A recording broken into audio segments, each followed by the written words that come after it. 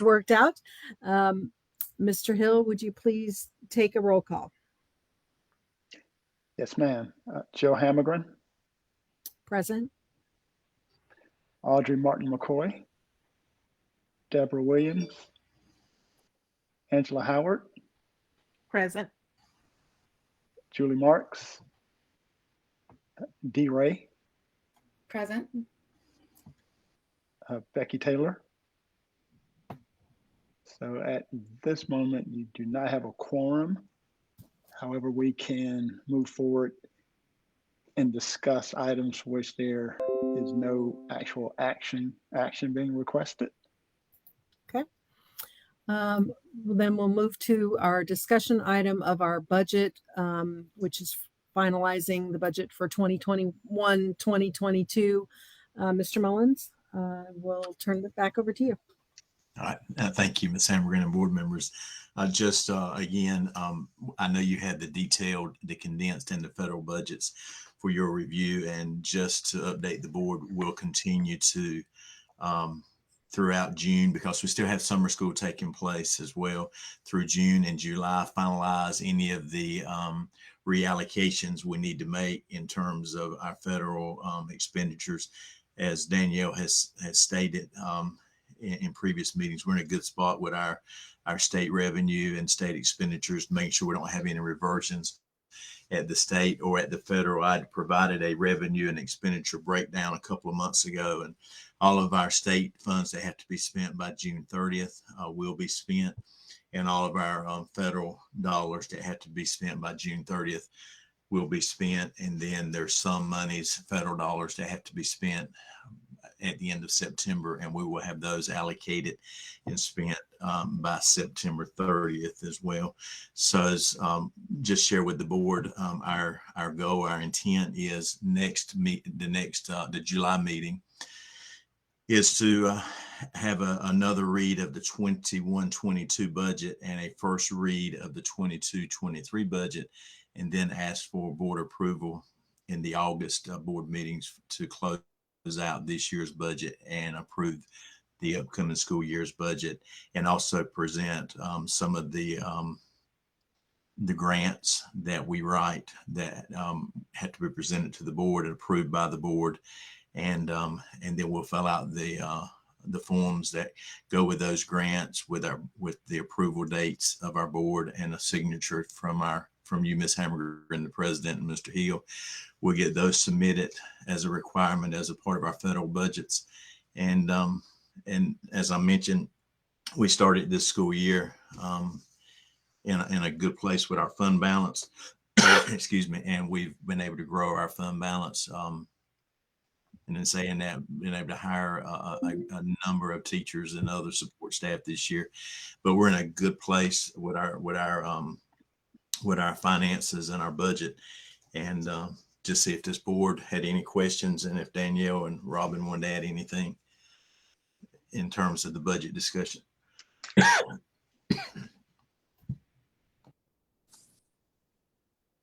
No, sir. Mr. Mullins, just like you said, just want to reiterate, been successful with all the expensing of the state funding, and we're on a good track for federal for no reversions, and to try to utilize any that may by September 30th, so we don't have any federal funds reverting. Thank you. And Ms. Hammergren, I just would like to add, I appreciate Danielle and Robin's help with this, and also our principals and our directors and other staff members to ensure we did not have to send money back. And so as we've transitioned over the last several years to a new finance partner, we've had some, previous challenges and so we're, I just appreciate all the help to make sure we're in a good place financially with our leadership team, executive leadership team, and Acadia. Great. That's great to hear. Okay, our next item then is from governance committee standpoint, and Dr. Audrey Martin McCoy is not able to attend tonight. But we did have our governance committee meeting this past week, and Dr. Posner, I know we're very close on the strategic plan, so if you would give us an update on where we are with that. Yes, ma'am. Thank you, Ms. Hammergren, board members, Mr. Hill, and colleagues. I'm very proud of what the team has accomplished in just a short number of months here, as we have fleshed out this first draft really of our next 3-year plan for the organization. So this is a review. This one-page summary encapsulates our work to date. This was generated from Cognia's strategic planning platform. As you know, they've been a great partner to us in this development process. And it really has been fun using their tool to facilitate this process. So this one pager shows our new vision, mission, and core values, our 3 top-level strategic goals: student engagement, personalized learning, and supportive environment. Those are then further defined into these objectives and critical initiatives to support achieving these goals over the next 3 years. So much of it really being implemented now and over the coming year. Some real transformative change across our organization, including smaller class sizes, increased live learning, the transition to a new LMS platform to support the increased live learning, new curriculum as well, professional development to make sure our teachers are ready for this new environment, and under personalized learning, connecting with our students, individualizing their pathway and supports from MTSS to SEL. And supportive environment actually speaks not only to the work we do to wrap supports around our students, but also our staff. So this includes on the staff side, increased services, including professional development, recognition, mental health, and wellness needs. So really proud of this very inclusive, well-rounded set of goals to support our entire organization. And supportive environment for all also includes supporting our learning coaches, our partners in the community to in turn best support our students. The second page contains an initial set of metrics by which we can measure the health of the goals and the progress towards achieving them. And this is the next layer I'd like to work on some more with the team. Really now moving towards defining targets for our metrics, revisiting our school improvement plan, which has 10 goals or metrics in there, making sure that that school improvement plan is aligned with our strategic plan and refreshed as appropriate. So this is just a summary of our progress as promised, and we're still on track to bring back a more complete final draft of the plan by end of summer, ready to go for the new school year. Happy to answer any questions.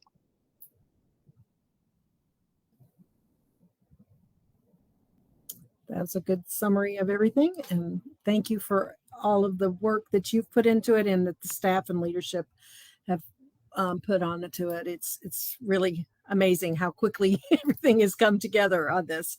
And I appreciate all of the work that's gone into it. Absolutely. And one more big thank you to our entire community, because as you all know, this was really a collective effort, listening to our stakeholders, engaging with them across multiple forums, from surveys to focus groups and town halls, and continuing that conversation. And so we want the folks, listening right now to really know that we've heard their voice, and this plan is our response to ensure that their wishes, thoughts, ideas, and innovations get put into action where appropriate. Great. Let's see. I'm going to just give some information regarding the next parts of our governance committee items. We obviously can't take any direct action on that, but I do want to let you know that as of, let me get the date here, the 13th of June, I had to accept Deborah Durr's immediate resignation from the board effective on June 13th. Due to her role with the North Carolina Chamber and the educational topics and action of the legislature, she didn't want there to be any appearance of conflict of interest, and so she had to take that action, regrettably. So we will need to be appointing somebody to her term. And so we'll be actively working toward finding someone for that. We obviously can't take this action yet, but Deborah Williams and Ms. D. Ray's terms end the end of June of 2022. And in speaking with both of you and knowing that you do want to move forward with a term on the board, we will be asking and taking action on extending that. And per our bylaws, this would be a term for 3 years going to 2025. At any time, because of our bylaws, if somebody needs to drop off, then we appoint someone else to those terms in to fill that term at that time. And then we will be presenting our slate of officers for the 2023-2024 school year at our next meeting.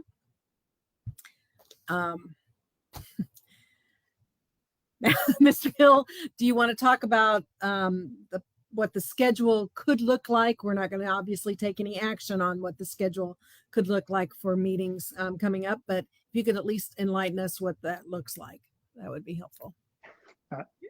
Yes, ma'am. The third item under action for first read under the governance committee, there is an attached document with the proposed meeting schedule for the board of directors from July 2022 through June 2023.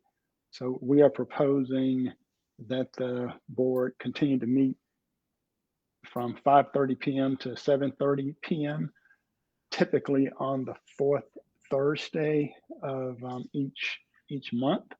Your bylaws stipulate that you must meet at a minimum 8 times across the year. So you will, if you look at the list of months, you'll see we're recommending that you not meet on during 2 months, July 2022 and December 2022. Those are months when it's, I think, sometimes quite challenging to schedule everyone and get a quorum. And oftentimes those are times when the agenda is not as full or doesn't have as much information that needs to be acted on by the board. So in the past, the board has met 12 times across the year. And if you are to accept this schedule and meet 10 times, then the staff and I would set the agenda in such a way that we would bring things to you for approval. But at the same time, I would recommend that the appropriate committees meet during those months when the full board is not convening. You'll also note that in November, we're recommending that you meet the third Thursday as opposed to the fourth Thursday, because the fourth Thursday is Thanksgiving. And the same for the month of May 2023. The fourth Thursday is our school's graduation day, and we would not want the board meeting and the graduation day to be on the same date. Mm-hmm. Absolutely not. We Any want to any represent questions? those wonderful students who are graduating. Mhm. Okay. Let me see. What Thoughts or else? questions from anyone? Just clarification, make sure I heard correctly. We'll be meeting 10 times a year as a board, but for committees, they would remain 12 times a year, correct? Yes. Okay. Yes, ma'am. Sure I heard that correct. If this is accepted. Right.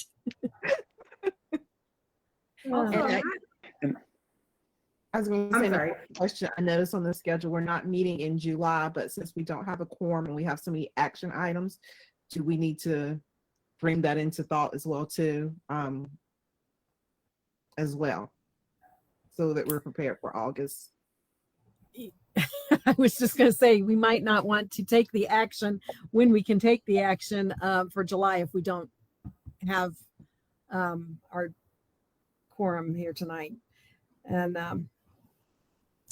so, yes, I mean, I don't want us to go too far into August, the beginning of school year, and not have things all settled for us. All right. I'm not sure if Attorney Martin has a copy of the, I know I don't seem to have a copy in front of me of the proposed schedule for next year. I'm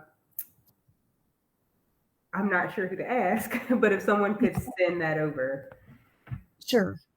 So if you would go to the eBoard link and press refresh, then there is an attachment to the eBoard item number 3 under the governance committee.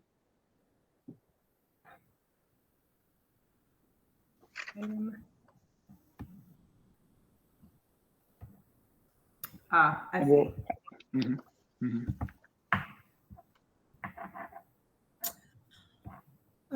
So seeing or hearing no other questions with regard to that,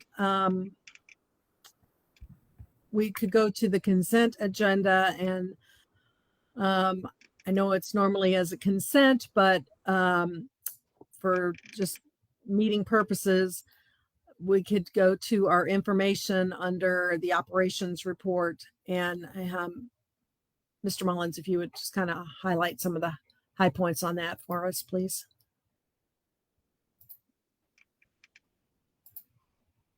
Yes, ma'am. So as I mentioned at the governance meeting, this report is a little bit different than normal. I normally have the demographics, but since we've ended the school year, I just included the enrollment information. And I'll go through that rather quickly.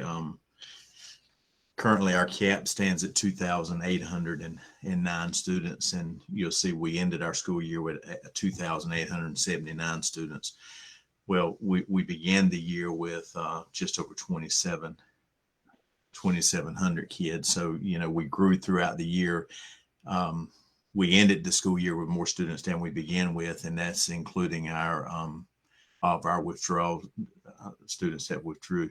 So our enrollment has continued to increase, but we're going to go back down to 2,809 unless we're given permission to enroll more than that. And so what I provided in this report is the intent to return yes students, but then I also included the intent to return yes students and those that have been granted an invitation to attend North Carolina Cyber Academy for the upcoming school year.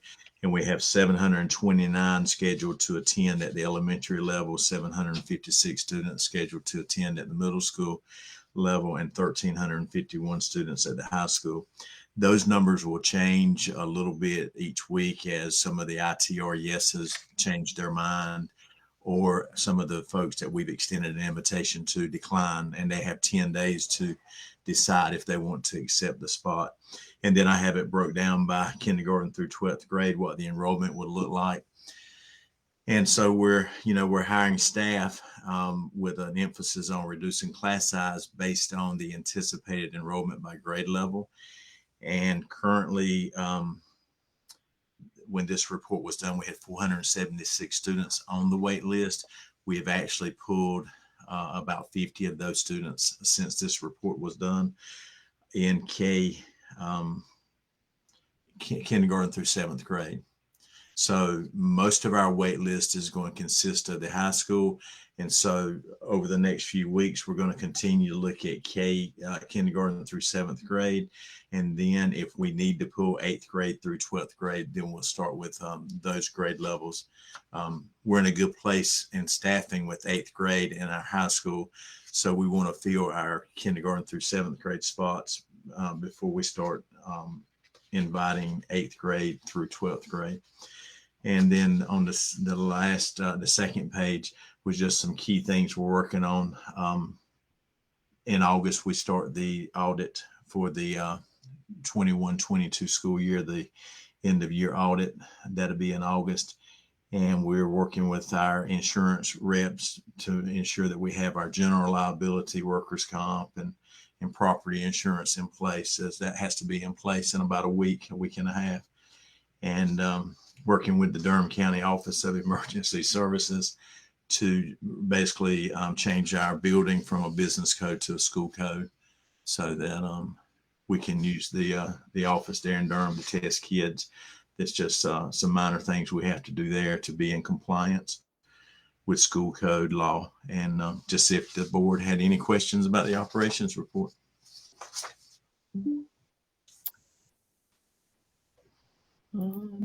Not hearing any. Everything else on our agenda appears to have an action item behind it. So I defer to Attorney Ms. Williams. What do we do?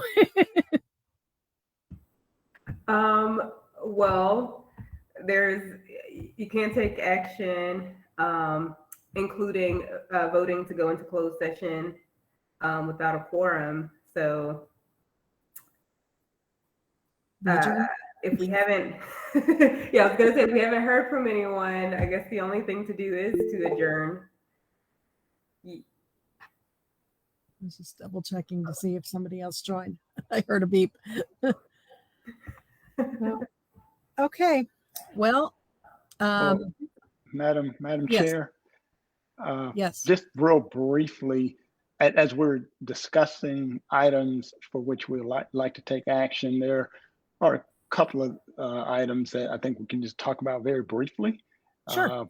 So one of the items is a request that we'll make of the board to amend the calendar for this school year and for next school year to recognize Juneteenth as a paid holiday. So you may recall that President Biden and the Congress made Juneteenth a federal holiday last year. And as I was researching Juneteenth, I came across an interesting piece of information that in 2007, House Bill 1607 was adopted, and it's a resolution entitled "An Act Recognizing Juneteenth National Freedom Day in North Carolina," and it was signed on August 23rd, 2007, which was frankly news to me. And so I'll just read a few passages from this resolution. Whereas Juneteenth commemorates the survival due to God-given strength and determination of African Americans through extreme adversity, hardship, and triumph. Whereas Americans of all colors, creeds, cultures, religions, and countries of origin share in a common love of and respect for freedom, as well as a determination to protect their right to freedom through the democratic institutions by which the tenets of freedom are guaranteed and protected. And whereas the 19th of June, along with the 4th of July, completes the cycle of freedom for Americans' Independence Day observance.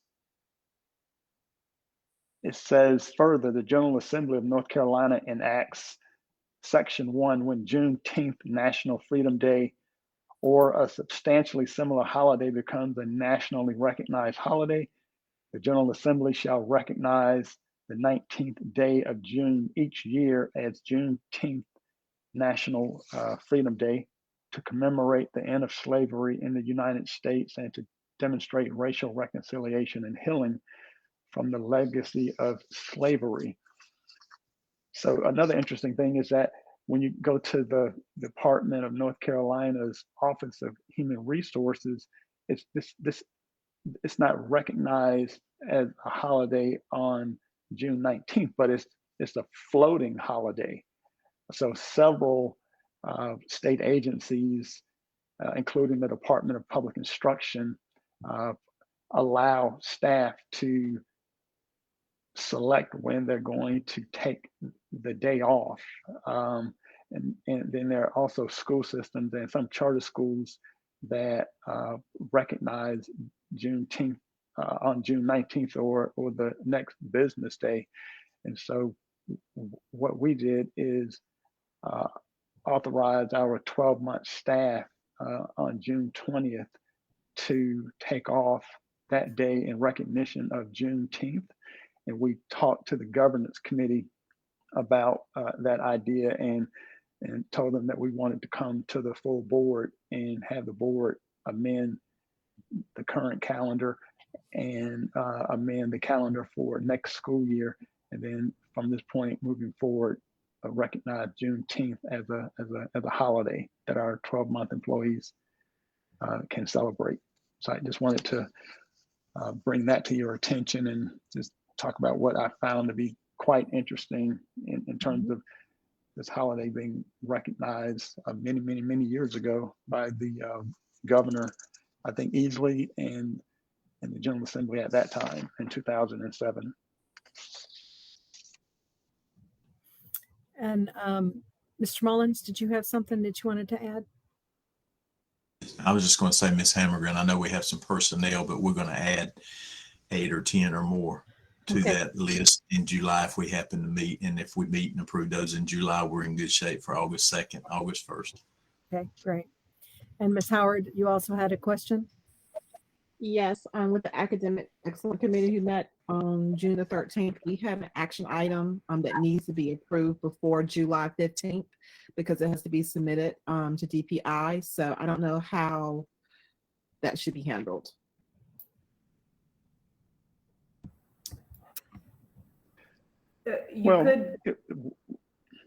I'm sorry, go ahead. Oh, I was just going to say you could call a special meeting as long as you give, I think it's at least 2 days notice to the public. You could call a special meeting before then. Yep. And we will do that. I think we just to make sure that we get that done by that time. Thank you. So another option is we could submit the plan to the DPI with the caveat that we're going to ask our board to approve this officially at the next meeting. So the AIG plan was presented at the last board meeting and was Right. also discussed twice by our Academic Excellence Committee. And the board members were able to hear the presentation and ask questions, and the Academic Excellence Committee, I think, dove more deeply and asked specific questions. And sometimes when you need to act quickly, you can send something in draft form or not being approved, and then have the caveat that our board will be meeting in a few days to formally approve, and then we could resubmit or at least recontact the people at the DPI and say the action item has actually been approved. Okay, That's certainly another option. that seems like a reasonable decision to do, knowing that we have discussed it and numerous times, and so and our committee has had it at least twice too. So I think that makes sense to do that. So Mr. Superintendent, you'll contact Dr. Bush to let her know to go ahead and submit that. Yes, ma'am. Thank you. Okay, well, life gets in the way sometimes, so we just have to roll with it. And so we can't even vote to adjourn. So we just adjourn? How does that work? This is chaos. I've never had that be a question before. Let me check and see if there is anything special that you need to do really fast. Okay.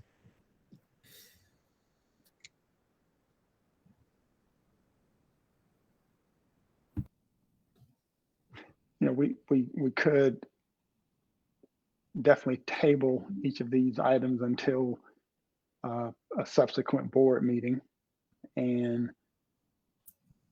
say that the board is scheduled to convene at its next regularly scheduled meeting, you know, unless there's a special call meeting of the chair. So you could just note in the record that the next meeting is the third Thursday of July, the fourth Thursday of July, and that we will hopefully have a quorum and take action on July 28th.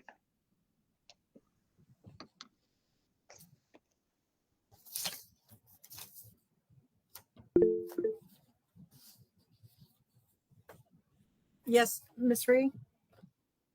Dee, did you have questions? Yes, since the board seat for two of us expires June 30, should we still plan? Would it be appropriate to attend our committee meetings prior to that or continue as normal and we'll take that up in the July meeting? Yes. Okay, thank you for that clarification. And the bylaws state that a member should continue to serve until he or she is replaced by a subsequent action of the board.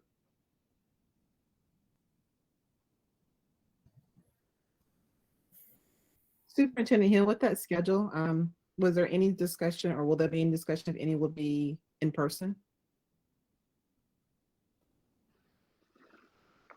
So that's a really good question. I think we need to come back to that. I would love to understand the pulse of the board. I know in prior years, that some members who live close to the Durham area would actually come in person to multiple meetings. And the idea was that the June meeting or the meeting when you would elect your officers, you would actually come in person.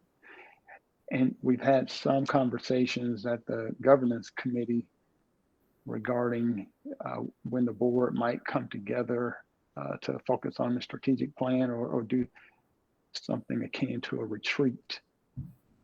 So the staff is actually going to meet in a retreat on July 21 and 22. And when the board convenes again in August, it may be a good time to talk about when you would like to come together, either for a regular meeting or in a retreat fashion. I know when I worked for the State Board of Education, there were instances when the board would come together for 2 days for a typical meeting, but then would add a third day or half day for one of those days to be a retreat. So, you know, it would be a great opportunity if the board were interested in having a 2-day meeting, and maybe you could convene and then stay overnight in a hotel, then meet in person the following day as well. So we definitely have the budget to make that happen. So I would look forward to some direction from the governance committee, or we can just look at some different options.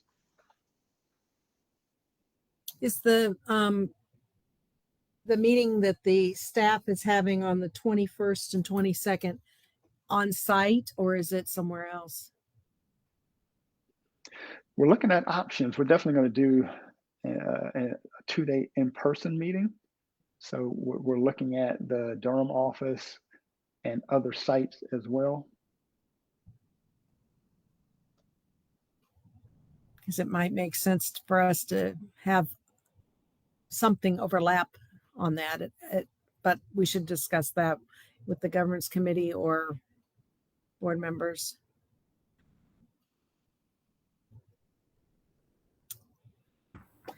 So I took a look at the open meeting statute, and I'm not seeing anything that requires you to vote on that. So it should be fine for the board president to just say that the meeting is adjourned. Okay. Well, at this time, then we will plan to have our regular meeting on the fourth Thursday of July. And if something changes on that, we'll let everybody know. But right now we'll schedule that. And then we will adjourn this meeting. Thank you for all of your time. And I'm sorry it was a little chaotic, but you know, we're dealing with people and people have things that happen in their lives. So we just have to accept that. So anyway, thank you again and have a good evening, everyone. And happy Thank you, 4th everyone. and happy belated Juneteenth. So, all right. Thank Thank you. Thank you. Good night. Bye-bye. Have a good night.